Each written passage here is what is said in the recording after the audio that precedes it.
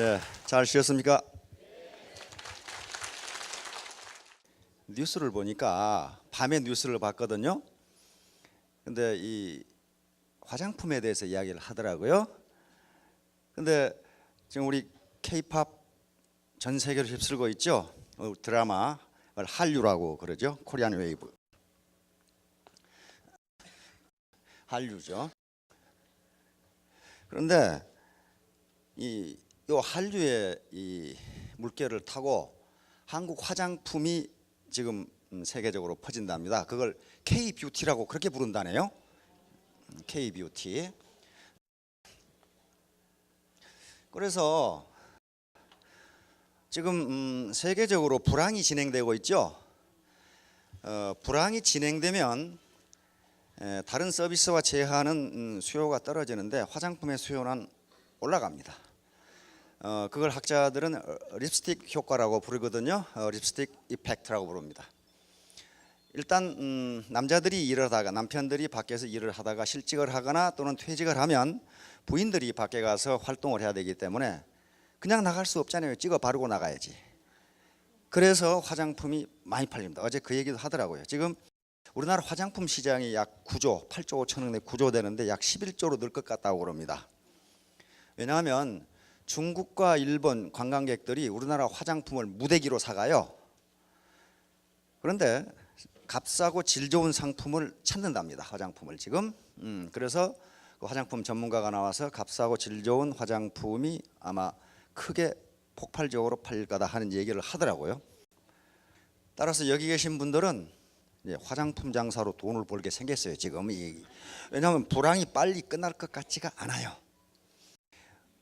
우리의 경제 성장은요, 우리 힘으로만 된 게 아니고 우리가 자원이 없고 시장이 비교적 좁기 때문에 해외 시장에 의존하지 않고서는 우리 경제 성장이 되지를 않습니다. 경제가 성장해야 고용이 창출되고 소득 분배가 이루어지죠. 그러면 경제가 어떻게 성장하느냐?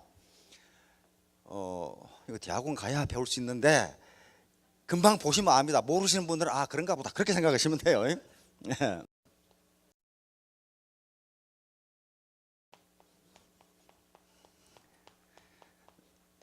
이렇게 돼요. 이 경제가 이렇게 성장해. 이게 무슨 얘기냐면요. 들어보시면 금방 알아요.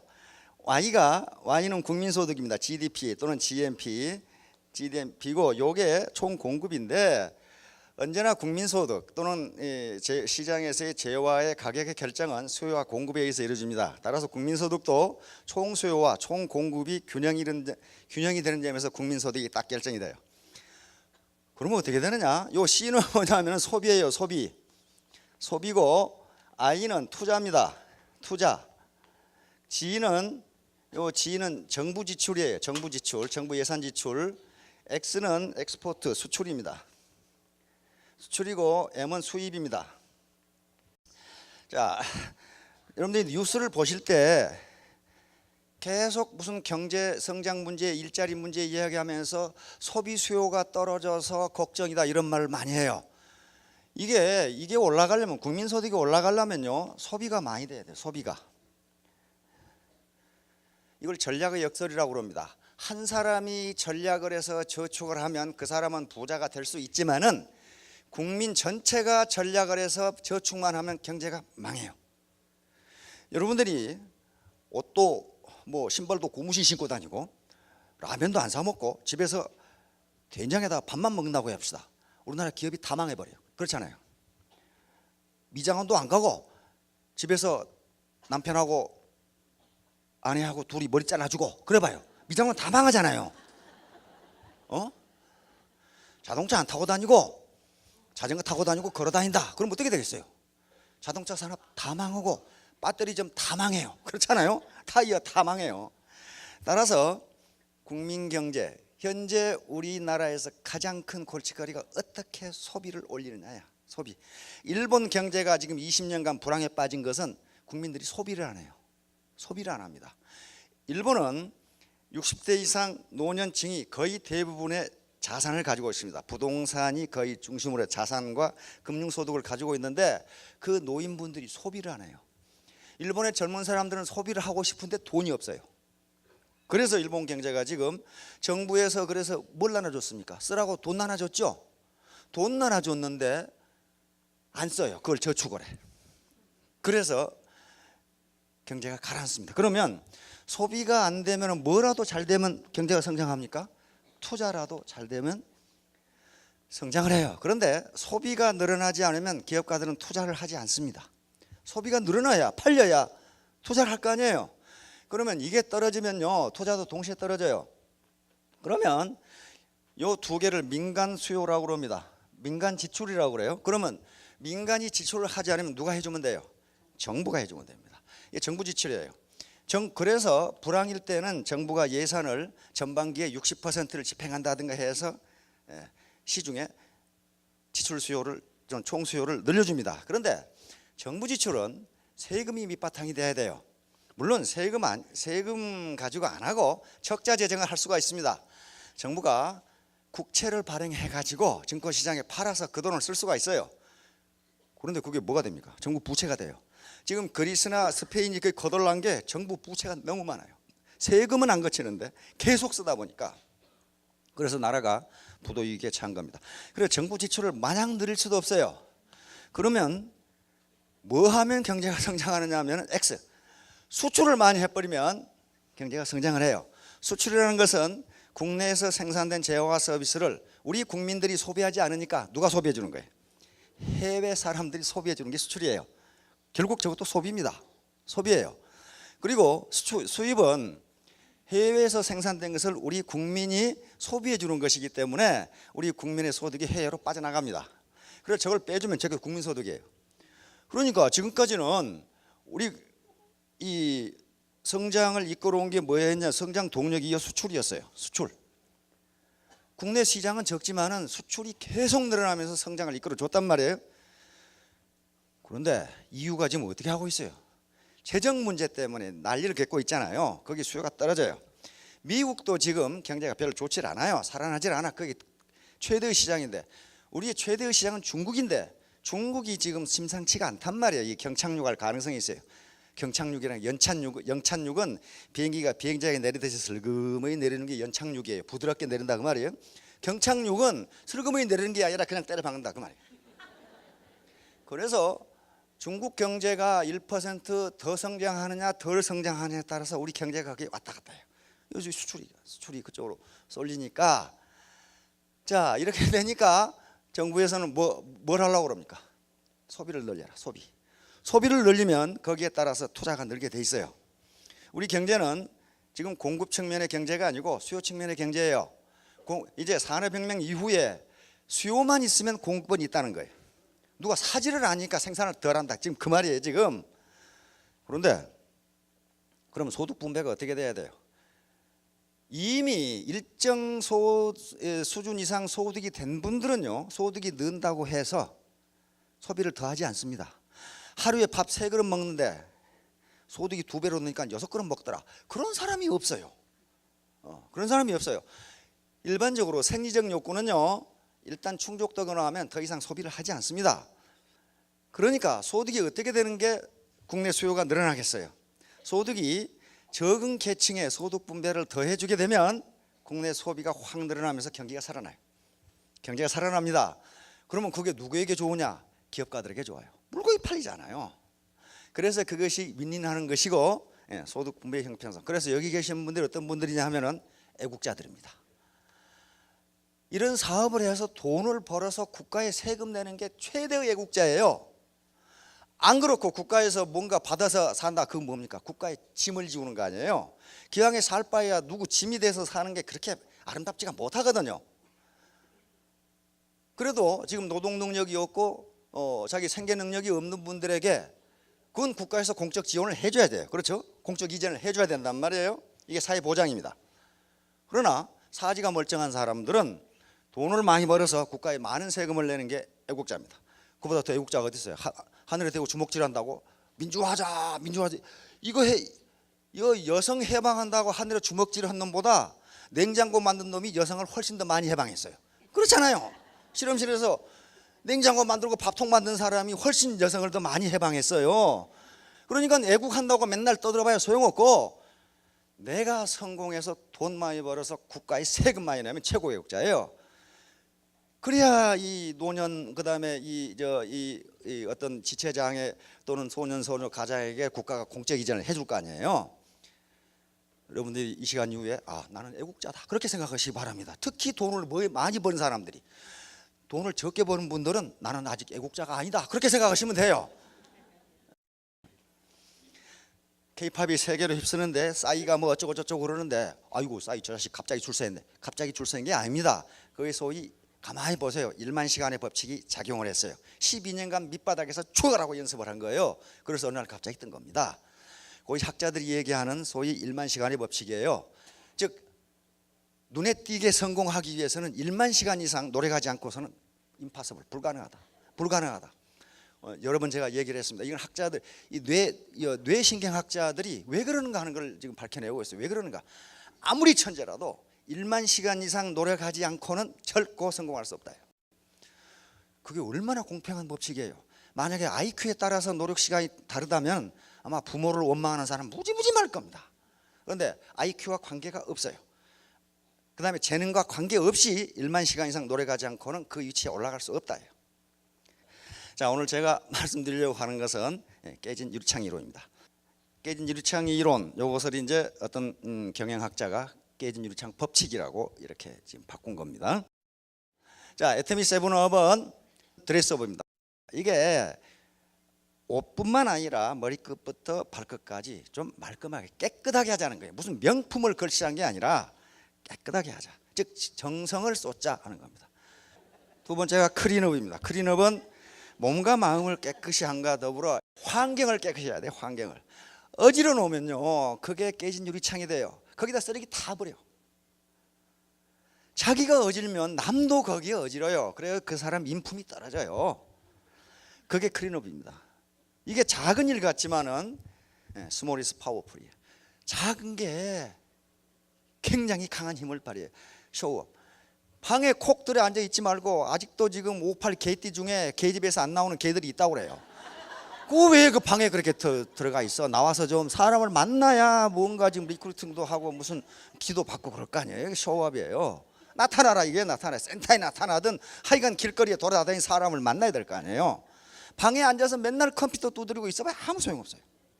자, 샷업. 말 많이 하지 마란 말이야. 말 많이 하지 말라는 게 뭐예요? 들어라. 경청. 이병철, 삼성 창립하신 이병철 회장님께서 셋째 아들 이건희 회장님께 후계자를 물려줬죠. 맨 처음 부회장으로 임명을 받고 이건희 회장이 출근하실 때 이병철 회장님이 바로 집무실로 불렀답니다. 불러가지고 글자를 써줬어요. 그게 지금 이건희 회장님의 좌우명이 돼 있어요. 아무 말도 안 하고 글자 2개를 써줬어요. 경청, 이렇게 써줬어요. 네 말하지 말아, 들어라. 그래서 지금 삼성이 그렇게 잘 되는 겁니다. 그 다음에 페이업.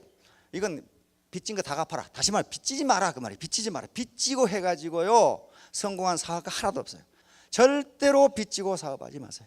우리 임병구 총장님 화장품 한 세트 살 돈이 없어가지고 아들 용돈 빌려가지고 샀다 그랬죠. 만약에 빚내서 했다고 해봐요. 그거 되겠어요? 그게 안 됩니다. 취업, 기운과 용기를 내고 요거 없이는 안 됩니다. 마지막으로 네버 기브업. 절대 포기하지 마라. 끝까지 붙어 있어라. 요걸 제가 존버정신이라고 그런다 그랬어요. 존버정신. 그저 작가 유해수 있죠. 유해수가 혜민 스님하고 대화하는 대화록이가 거기에 들어 있어요. 혜민 스님이 유해수 작가에게 물었어요. 지금 젊은이들이 여러 가지 어려움이 많은데 젊은 사람들이 가져야 할 아주 중요한 정신이 뭐겠습니까? 이해수 작가가 그건 존버정신입니다. 그러니까 매우 철학적인 용어인 줄 알고 그 정신이 뭡니까? 그러니까 끝까지 존나게 버티는 정신입니다. 그러게 끝까지 정말 존나게 버티는 게 이게. 자, 깨진 유리창 이론은 1969년에 스탠포드 대학의 필립 짐바르도 교수가 실험을 한 겁니다. 얼마 전에 시골 이 폐교 국민학교 폐교에 갔다 왔는데 그 시골에 사람도 별로 없는데 어떤 놈이 유리창을 그렇게 다 깨놨는지 몰라. 성한 게 하나도 없어요. 그리고 칠판이 제대로 붙어 있는 게 없어요. 어떤 놈이 다 뗐는지 몰라. 그거 책상은 다 부서지고 의자도 부서지고 유리창은 다 깨지고. 그러니까 그게 깨진 유리창이에요. 필립 짐바르도 저명한 심리학 교수인데 이 양반이 1969년에 아주 인상적인 실험을 했어요. 자동차 2대를 가지고 이 치안이 좀 허술한 골목에다가 2대를 방치를 했어요. 방치를 하고 한 대는 본닛, 앞에 그 본넷이 있죠. 본넷만 열어서 딱 놔두고 똑같이 또 한 대도 본넷을 열어 놔뒀는데 옆에 유리창을 하나 깨놨어요. 그랬더니 유리창을 깨놓은 그 자동차, 똑같은 자동차고 똑같이 해놨어요. 이렇게 해놨는데 유리창이 하나 깨진 자동차는 10분 되니까 어떤 놈이 배터리를 뜯어가, 20분 되니까 어떤 놈이 타이어를 빼가, 일주일 되니까 다 뜯어가 버리고 프레임만 딱 남아. 미국은 그러거든요. 그거 다 팔아먹으려고. 그런데 똑같이 본넷만 열어놓고 유리창을 안 깨놓은 것은 그대로 가만히 있어요. 이게 깨진 유리창 법칙이에요. 유리창 하나 깨진 것을 방치하면 어떻게 된다? 집 전체가 무너져 버린다는 거예요. 이게 깨진 유리창 법칙. 그러니까 사소한 것을 고치지 않고 놔두면 조직 전체가 무너진다. 이게 깨진 유리창 법칙입니다. 그런데 이 필립 짐바르도 교수는 요 실험을 해놓고 자기는 또 잊어버렸는데 이게 12년 뒤에 요 두 교수가, 요 윌슨 교수입니다. 이건 캐린 교수예요. 요 두 교수가 논문을 발표했어요.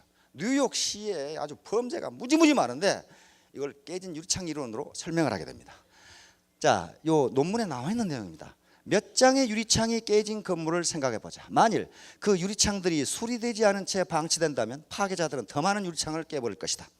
결국 만일 그 건물의 소유주가 없다면 그들은 건물 안으로 뚫고 들어가 그 안에서 무단 거주하거나 불을 피울지도 모른다. 여러분들 재개발하는 지역에 가보세요. 사람이 떠나고 없으면요 유리창 상한 거 하나도 없고요, 벽은 무너지고 안에서 불 펴가지고 난리 법석이에요. 이렇게 된다는 거예요. 또는 이것은 아마 경험하신 분 많을 거예요. 또는 인도를 생각해 보자. 약간의 쓰레기가 쌓여있다. 그러면 곧 더 많은 쓰레기가 그곳에 쌓인다.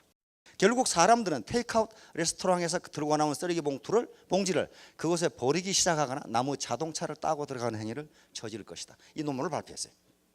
다시 말하면 뉴욕시에 살인, 강간, 절도, 강도가 막 일어나는데 요걸 그놈들을 때려잡는다고 되는 일이 아니고 아주 사소한 깨진 유리창을 고치면 그 범죄가 없어진다. 지금 그런 얘기예요.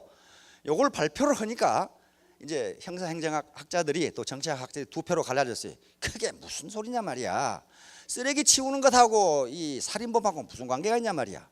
원래 살인하고 강도하고 이제 이 강간하는 놈들은 천성이 그 모양 그 꼴이지 그놈들 쓰레기 치운다고 되는 일이 아니다. 다른 한 학자들은 이건 형사행정학의 획기적인 이론이다. 이렇게 된 거예요. 그러다가 또 싸우다가 또 잊어버렸는데 루돌프 줄리안이라고 하는 사람이 뉴욕시장에 당선이 되면서 이 범죄 문제 때문에 골치를 앓습니다. 근데 특히 뉴욕시에서 가장 범죄가 많았던 곳이 지하철이에요. 근데 미국에 그 당시 가면은 뉴욕 지하철을 타지 말라고 그럽니다. 범죄가 하도 많이 일어나니까 타지 말라고 그래요. 근데 또 하지 말라고 하면 해보고 싶은 거겠죠.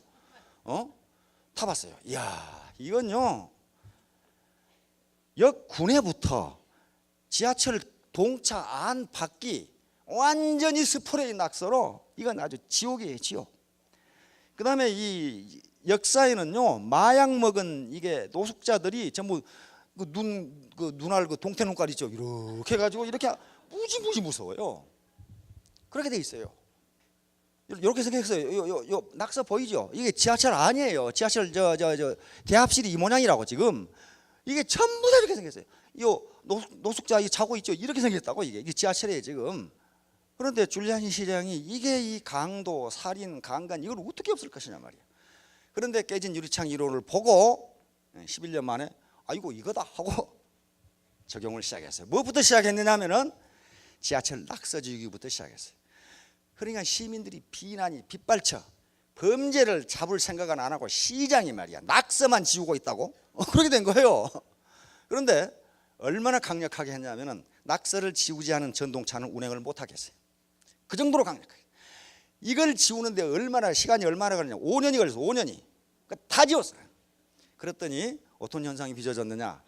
강력 범죄가 사정없이 떨어지기 시작해. 절반 이하로 떨어져.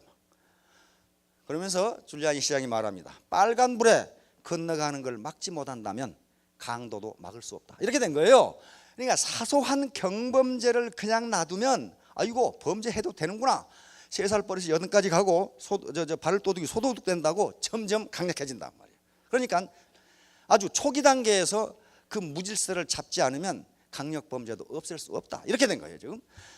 자, 그래가지고 이제 경범죄를 소탕하기 시작하는데 그 당시 뉴욕 가보신 분은 신호등에 차가 딱 걸리면요 어떤 시커먼 놈이 스프레이를 들고 턱 나타나가지고 앞 유리를 칙 뿌려요. 그게 뭐냐면 유리창 닦아준다 그 말이에요. 요거 이렇게 누가 닦아주라는 소리를 안 하는데 이렇게 하고 돈 내라. 안 주면 어떡 하겠어요? 안 주면 앞에다 까만 스프레이를 뿌려버려. 그러니까 못 간다고 이게 그랬어요. 그러니까 무조건 그놈이 올라와서 유리창을 닦으면 돈을 줘야 돼요. 안 그러면 운행을 못 한다니까. 앞에 뿌려버려요. 어떻게 갔어요? 지우지도 않는데 그것부터 때려잡기 시작했어요. 빨간불에 건너가는 놈, 쓰레기 함부로 버리는 놈, 술 먹고 고성방가하는 놈, 아무데나 오줌 싸는 놈, 이게 전부 강력하게 때려잡았어요. 그리고 무관용 원칙, 한 놈도 용서하지 않는다. 이렇게 된 거예요. 그 경범죄를 이렇게 하니까 강력범죄가 없어지기 시작해요. 자, 봅시다. 이렇게 떨어져요. 이 뉴욕이에요. 이게 이렇게 많았는데 이 줄리아니 시장이 시장으로 있었던 게 이게 이렇게 떨어져요. 다시 말하면 강력범죄, 큰 문제가 발단은 아주 작은 문제다 그런 말이에요. 작은 문제다. 내가 내 외모, 드레스업 이걸 깔끔히 하는 게 뭐가 그렇게 중요하냐? 그렇지 않다는 거예요. 그게 첫인상인데 조 지라드의 250 법칙처럼 첫인상을 나쁘게 받아버리면 그 사람은 다시는 만나려고 하잖아. 속에 경직기가 나. 그 사람이 무슨 말을 해도 듣지 않는다. 자기가 아무데나 쓰레기를 버리고 이렇게 하면서 남도 거기다 버리니까 그러면 첫인상이 어떻게 되겠냐 말이야. 그 사람하고는 상대하지 않는다. 그래서 타임지라고 하는 데서 올해의 인물로 선정하게 됩니다.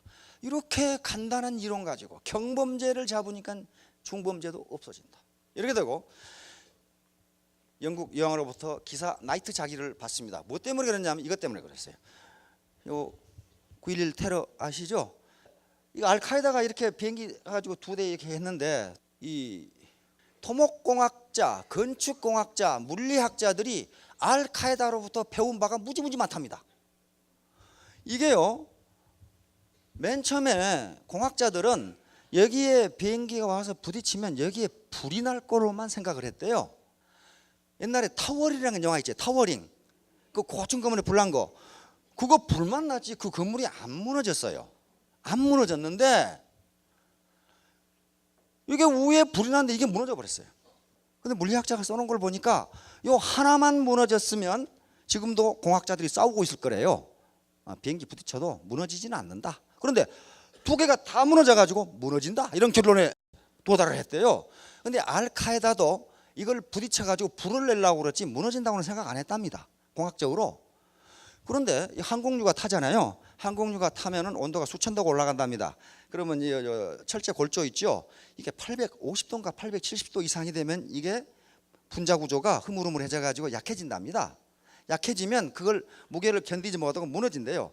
무너지면 위층이 무너지면 그걸 망치처럼 치잖아요. 아래층을 망치처럼 쳐가지고 가만히 손을 대는 거 하다가 망치를 치는 거다 보면 파워가 수백 배가 되거든요. 치기 때문에 점점점 무겁게 쳐가지고 밑에까지 무너진다는 거예요. 그러니까 알카에다가 노벨상 받은 학자들도 모르는 얘기를 가르쳐줬죠. 야, 참 이게 세상 만사 세옹지마예요. 지금 여기 가보면은 여기에 두 개의 불줄기가 그 레이저 빛이 하늘로 향하고 있습니다. 이 두 건물을 상징하는 거예요. 이거 그라운드 제로라고 그러죠 여기. 자, 요걸 수습하는 과정에서 마침 루돌프 줄리아니 시장이 시장이었어요. 시장이었는데 사흘 만에 텔레비전에 나타나서 아주 침착하게 이게 이런 일을 당하면 리더들이 통상 허둥대거든요. 전혀 허둥대지 않고 뉴욕 시민들에게 연설을 했습니다. 이제 일상으로 돌아가십시오. 브로드웨이에 가서 뮤지컬도 보시고 쇼핑도 하시고 거기에 뉴욕 시민들이 공항에서 벗어나게 됩니다. 그래서 브로드웨이에서 뮤지컬을 감상하는 뉴욕 시민들이 더 많아졌어요. 쇼핑하는 시민들이 더 많아지고 일상으로 다시 돌아온 거예요. 그걸 보고 영국의 여왕이 기사자기를 수여합니다. 자, 야, 자전거를 이 정도 묶어놓으면 누가 훔쳐가겠어요 이게? 야, 내가 생각해 보니까 이건 완전히 이건 저 철봉에다가 그냥 사정 없이 묶어놨지. 근데 저는 저게 이해가 가요. 저도 아파트에서 자전거 2개 잊어먹었거든. 야, 그거 신속하게 가져가 버려 돼 누가. 신속하게 가져가 버려. 그걸 내가 새를 채워놨는데 어떻게 그걸 따고 가져갔는지 가져가 버렸어요. 그리고 우리가 살았던 아파트먼트, 미국의 아파트먼트라는 게 4층, 3층 단독주택을 아파트먼트라 그러거든요. 거기에 자전거를 타고 학교 다니는 그 학생이 하나 있었는데 그 방범창 있잖아요. 방범창에다가 자전거를 이렇게 딱 묶어놨거든. 아침에 보니까 방범창이 없어. 그것까지 뜯어가 버린 거야. 자, 네덜란드 그로닝겐 대학에서 이 실험을 했습니다. 과연 깨진 유리창 이론이 맞느냐? 자, 자전거를 이렇게 놔두고 요 자전거 손잡이에다가 광고 스티커 있죠. 광고 스티커를 붙여놨어요. 그리고 주변에 쓰레기통을 다 치워버렸어요.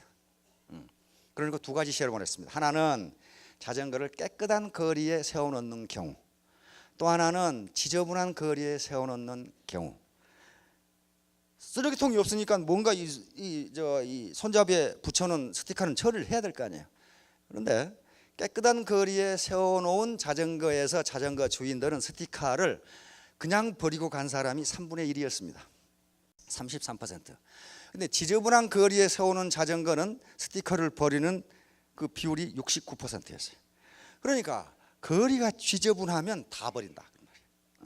거리가 환경이 깨끗하면 그 환경 속에 있는 사람의 행동도 깨끗해진다.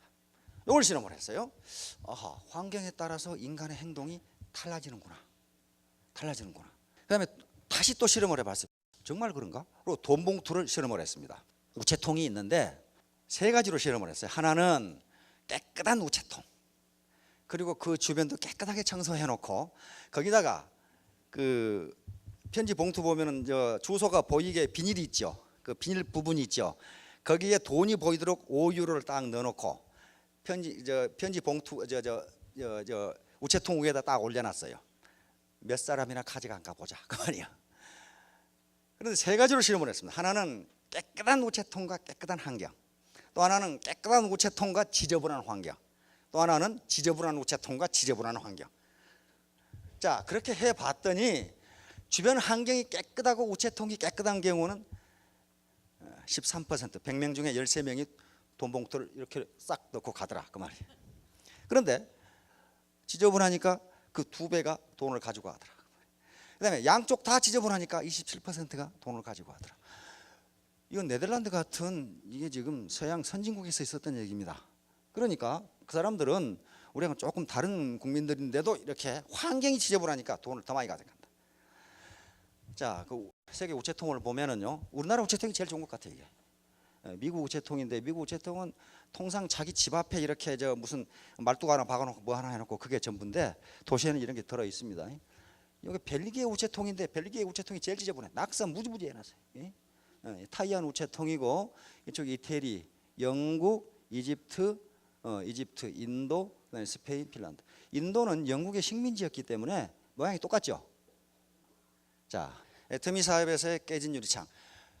깨진 유리창은요, 그러니까 무슨 중대한 문제가 아니고 사소한 문제를 위반하면 그것이 결국은 엄청난 결과를 가져온다. 비즈니스에서는요, 일상생활에서는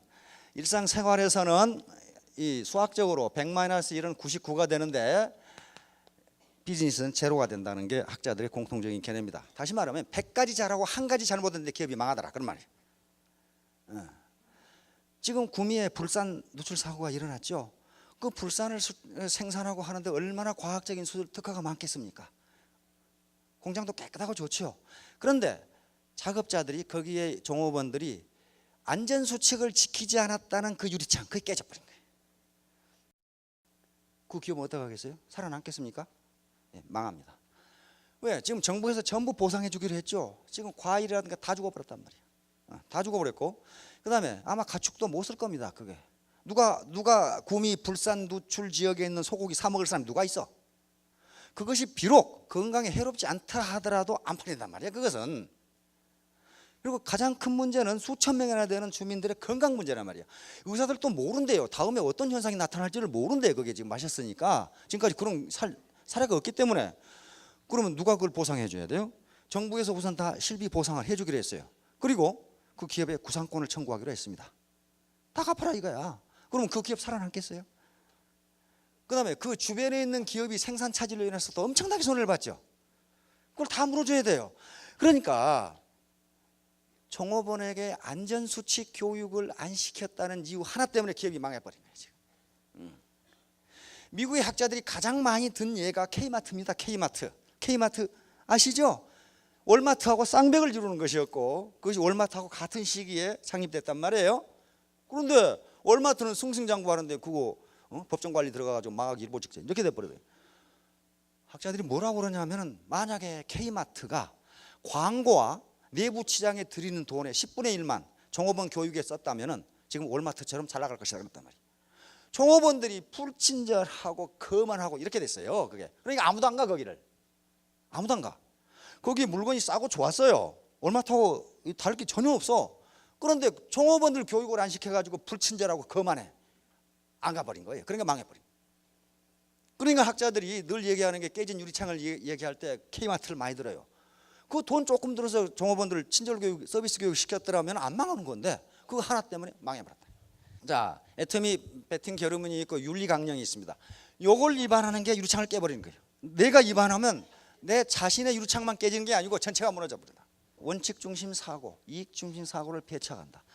회원간의 리크루팅, 라인 변경, 참여 등록 어떠한 인맥가로도 하지 않는다. 이게 윤리 강령이란 말이에요. 애터미 회원은 회사하고 직거래에 현금 또는 카드를 막론하고 회원 상호 어떠한 금융 거래도 하지 않는다. 요거 내가 하면은 아니 뭐 내가 한 사람 한다고 뭐 있겠느냐, 그게 아니란 말이에요. 이게 유리창 하나 깨지면 다른 사람도 아이고 저 사람도 하네, 나도 하지, 이렇게 된다는 거예요 지금. 자, 애터미 회원은 사업 활동 중 남녀 간 부적절한 관계, 음주 등 사회적 무리를 일으키는 각종 문란 행위를 금지하고 뭐란다.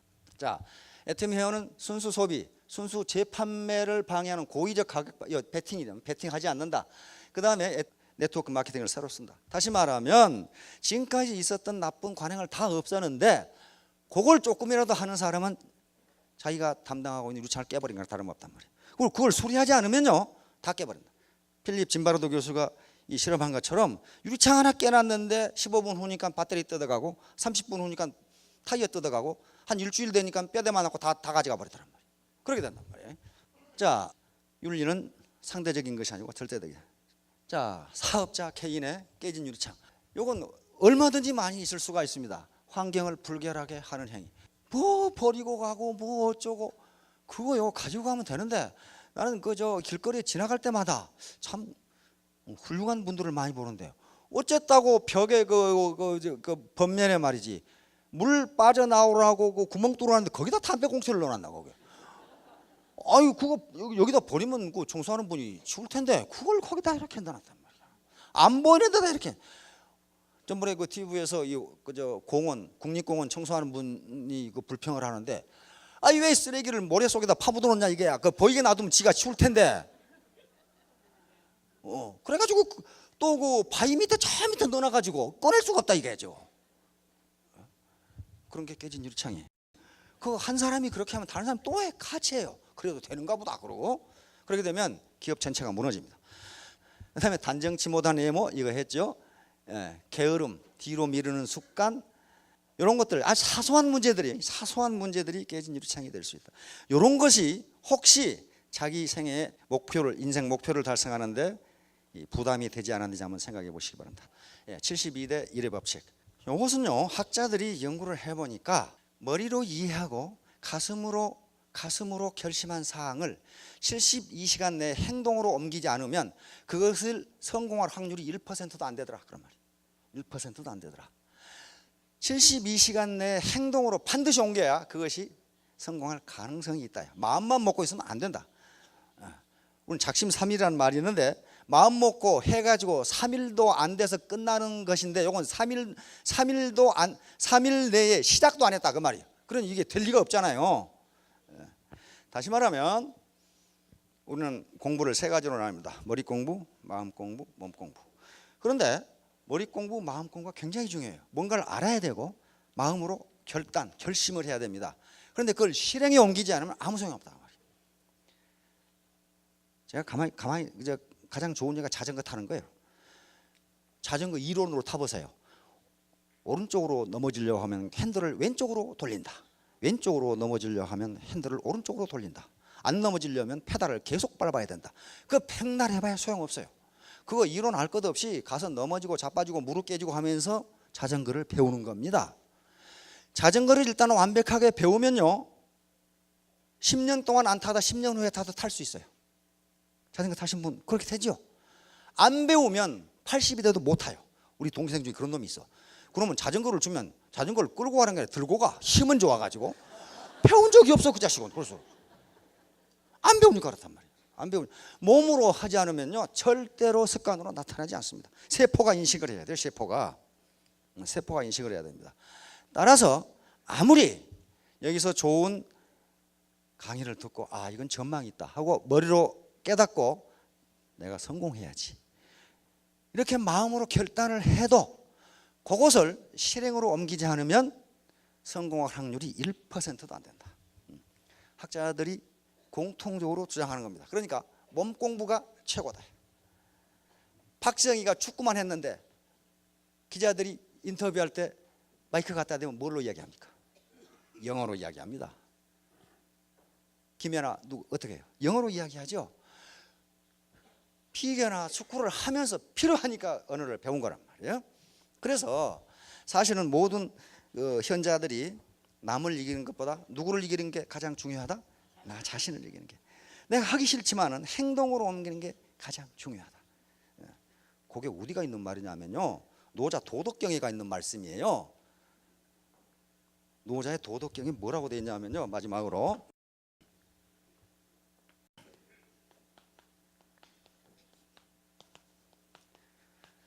이게 뭐예요?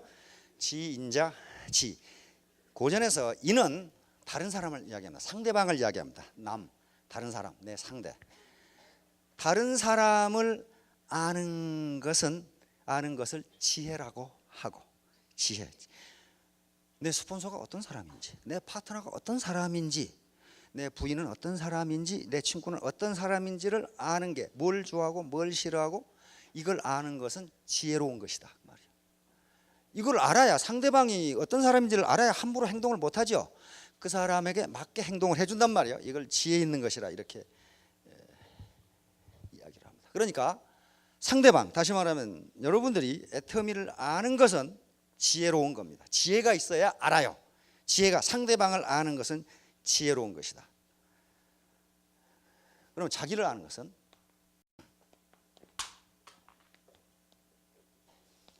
자지자 명 그랬습니다. 발음이 좀 이상하다고 생각하지 마시고 자기를 아는 것은 어떤 것이다? 밝은 것이다.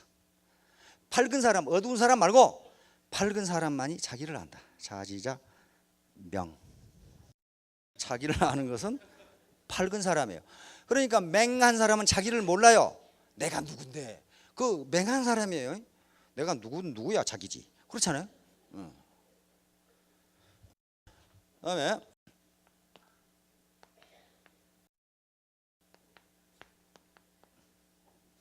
승인자 유력. 다른 사람을 이기는 것은 힘이 있는 사람이다. 그렇죠? 다른 사람을 이기는 것은 힘이 있는 사람이다. 힘이 없는 사람이 다른 사람을 이길 수가 없어요. 그렇죠? 네, 승인자 유력. 승인자 유력 그랬어요. 그러면 자기를 이기는 사람은 어떻게 되느냐?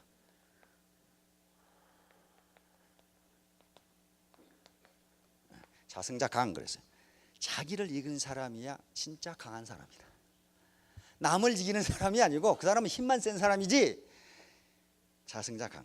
자기를 이기는 사람이 진짜 강한 사람이다. 그러니까 누가 성공한다? 강한 사람이 성공한다. 강한 사람. 이건 무슨 남을 이기는 것처럼 힘만 센 사람이 아니고 자기를 이기는 사람이 강한 사람이다. 강한 사람이 성공할 수 있답니다. 자, 아주 사소한 거. Small is powerful. 작은 것이 강한 것이다. 그리고 결론적으로 자승자 강, 자기를 이기는 사람이 강한 사람이고 그 강한 사람이 성공할 수 있다. 대한민국 제일 가는 셀즈맨이 되기를 기대합니다. 감사합니다.